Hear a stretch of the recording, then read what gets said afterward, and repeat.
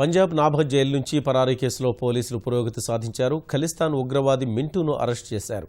ఢిల్లీ సరిహద్దులో మింటూను పోలీసులు పట్టుకున్నారు. నాభా జైలుపై దాడి చేసి ఖైదీలను విడిపించిన కేసులోనూ పోలీసులు ఒక వ్యక్తిని అరెస్ట్ చేశారు. ఉత్తరప్రదేశ్లో అతన్ని పట్టుకున్నారు. అతని వద్ద నుంచి భారీగా ఆయుధాలు స్వాధీనం చేసుకున్నారు. మిగిలిన వారి కోసం గాలింపు కొనసాగుతోంది.